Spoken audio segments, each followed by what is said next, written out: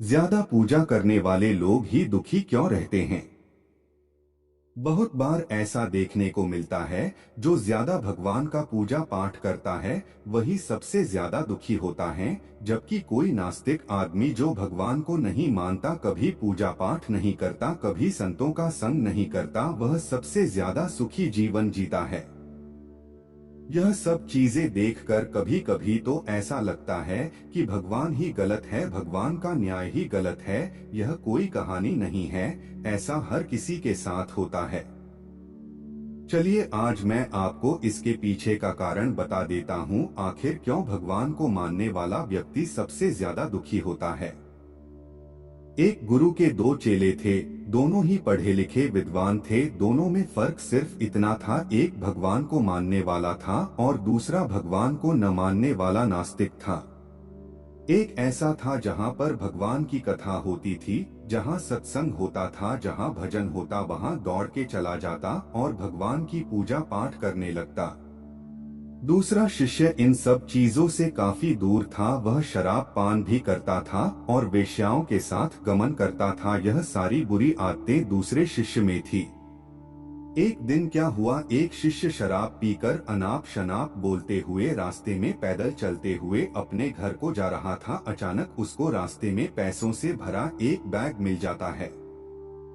उसकी खुशी का ठिकाना नहीं, वह जोर जोर से चिल्लाते हुए सबको बताता, मुझे आज पैसों से भरा बैग मिल गया, मेरा जीवन सफल हो गया, इन पैसों से मैं अपने जीवन की आवश्यकताओं की पूर्ति करूंगा।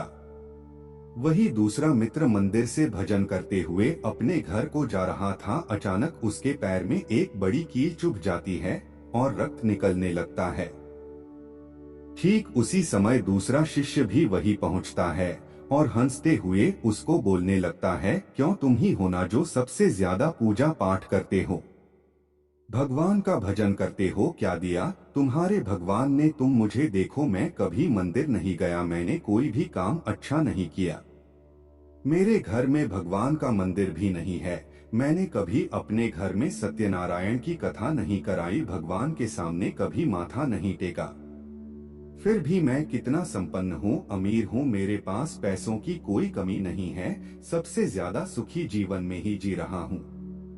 अच्छे शिष्य को उसकी बात चुभने लगी। उसने मन ही मन विचार किया, हाँ यह तो सच बोल रहा है, मैं कितनी पूजा करता हूँ, मैं कितना भगवान को याद करता हूँ, फिर भी मैं इतना दुखी हूँ, और वह कुछ नहीं करता फिर भी कितना सुखी है। इतना सोचते हुए वह अपने गुरु के पास चला जाता है और यही प्रश्न गुरु से करता है। गुरुजी मुस्कुराते हुए बोले, भगवान जो करते हैं अच्छे के लिए ही करते हैं, जिसकी जैसी योग्यता होती है उसको उसी के अनुसार फल देते हैं। अब तुम्हारे प्रश्नों का उत्तर तुम जानते हो, भगवान ने तुम्हारे पैर में कील क्यों चुभाई और उसको पैसों से भरी हुई बैग क्यों मिली। सुनो, तुमने पिछले जन्म में बहुत पाप किया था, इसलिए तुम्हारी आज मौत होने वाली थी और तुम बच गए क्योंकि तुम मंदिर गए थे, तुमने भगवान की पूजा की थी, यही एक कारण है कि तुम्हारी मौत न होकर सिर्फ एक कील चुभी।